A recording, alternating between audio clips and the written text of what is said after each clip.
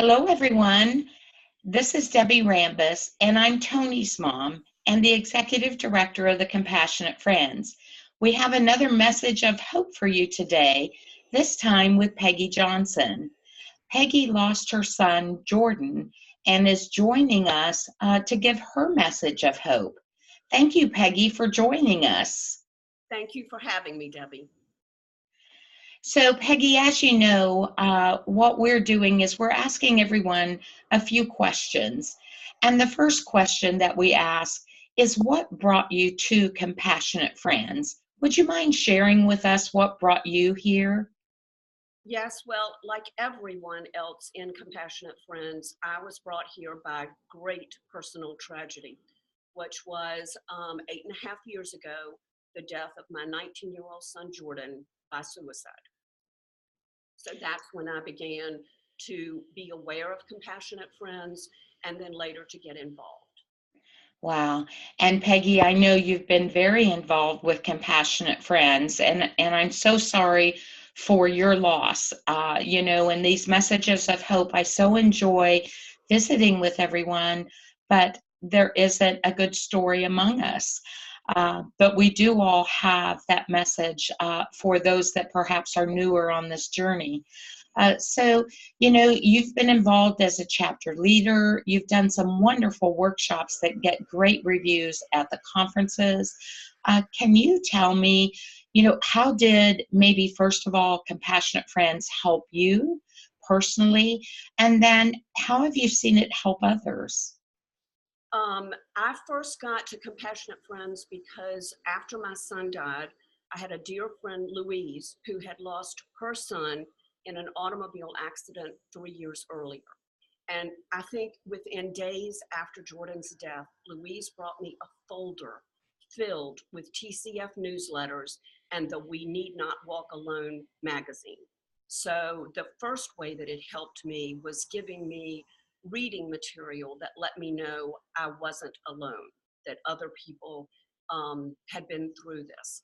And I think over the years, I continue to be so impressed with the scope of what Compassionate Friends offers to the bereaved parents, grandparents, and siblings. It's not just chapter meetings, it's also the newsletters, it's the magazine, it's the Facebook groups, it is the national conferences, the candle lighting services.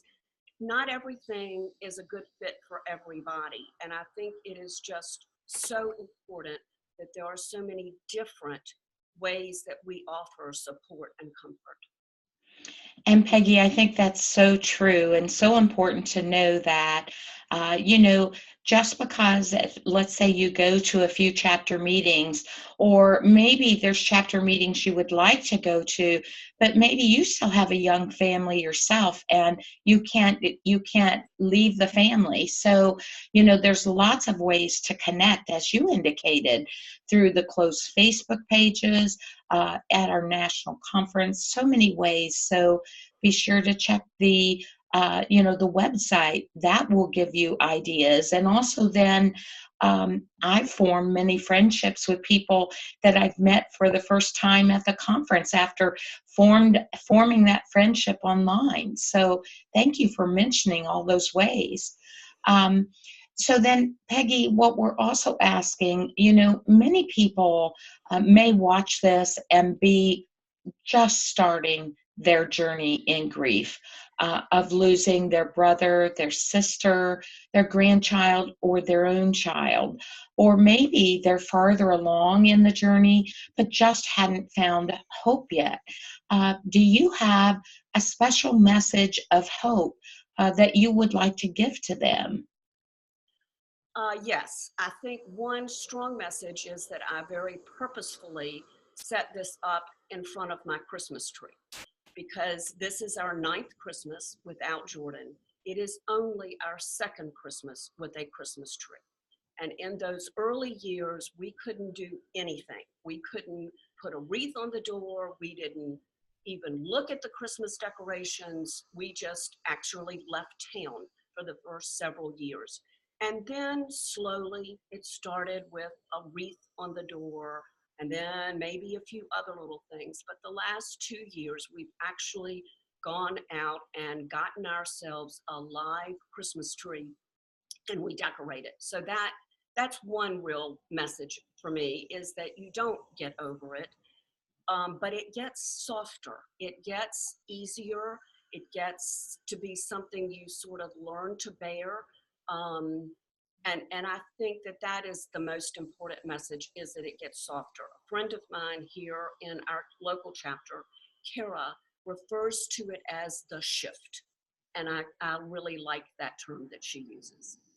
Oh, I like that too, because there is definitely a shift, and it's so hard to explain, especially to someone just newly entering this journey.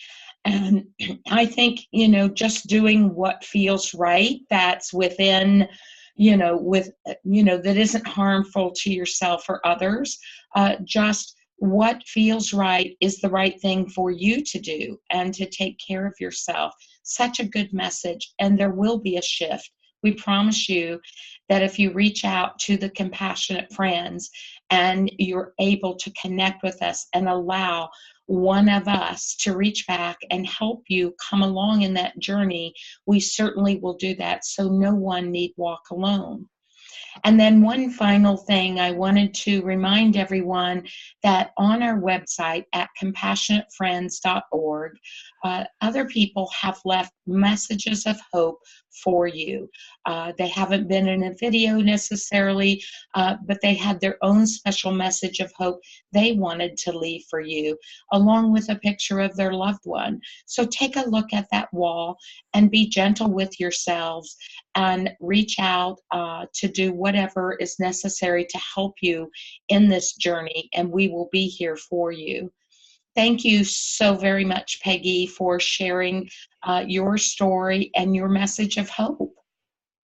You're welcome, Debbie. Bye, everyone.